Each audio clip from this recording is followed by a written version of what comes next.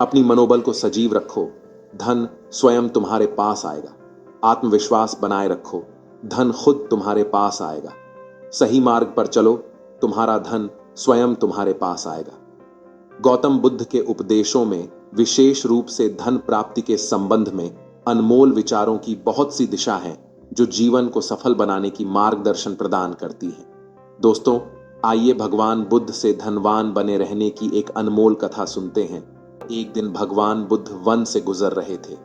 One में एक व्यक्ति जमीन खोद रहा था। बुद्ध विश्राम के लिए उनके पास एक वृक्ष के नीचे बैठ गए। उस व्यक्ति ने बुद्ध को प्रणाम किया और बुद्ध ने धनवान होने की आशीर्वाद दिया। फिर वह व्यक्ति जमीन खोदने लगा। उस व्यक्ति को जमीन खोदते खोदते एक कलश मिला। कलश में हीरे जवाहरात भरे हुए थे।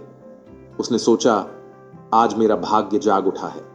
उसने कलश बुद्ध के चरणों में रखा तथा कहा, हे भगवान, आपके आशीर्वाद से ही मुझे ये हीरे जवाहरात प्राप्त हुई है। मैं इसमें से कुछ रत्न आपको भेंट करना चाहता हूं। बुद्ध ने कहा, तुम्हारे लिए यह दौलत है, किंतु मेरी दृष्टि में यह विष के समान है। बिना परिश्रम के मिला धन विष होता है। ये दौलत तुम ही रखो और हो सके तो मंदिर और गरीबों को दान करना, तुम्हारा कल्याण होगा। वह व्यक्ति बुद्ध को प्रणाम किया और धन का कलश लेकर चला गया। उस व्यक्ति ने हीरे जवाहरात बेचकर संपत्ति खरीदी और दरिद्र से धनवान हो गया। उस गांव के एक पंडित ने राजा से शिकायत कर दी कि जमीन में दबा धन राजकोष का होता है।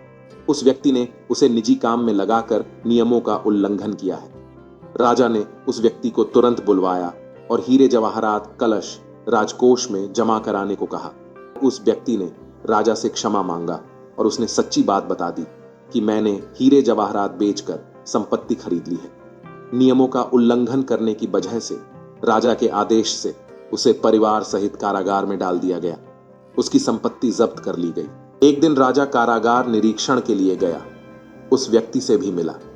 उसने राजा से कहा, है महाराज, मुझे जब वह कलश जमीन से मिला तो बुद्ध भगवान वहीं थे। उन्होंने मुझसे कहा था कि इसमें रत्न नहीं विष भरा है। यह सुनकर मैंने उनका अपमान किया था। आज कारागार में रहकर मुझे अनुभूति हो रही है कि उनकी बात बिल्कुल सच थी। बिना परिश्रम किए मिला धन विष ही होता है। मैं एक बार भगवान बुद्ध के दर्शन कर उनसे क्षमा मांगना चाहता हूं। राजा ने भगवान बुद्ध को सम्मान पूर्वक राज्य में आमंत्रित किया। कारागार से निकालकर उस व्यक्ति को बुद्ध के पास ले जाया गया। उसने बुद्ध के चरणों में बैठकर क्षमा मांगी तथा कहा, आपकी बात सत्य थी। कलश में वास्तव में विष था जिसने मुझे कारागार भिजवाया। बुद्ध के आदेश से राजा ने उसे कारागार से रिहा कर दिया।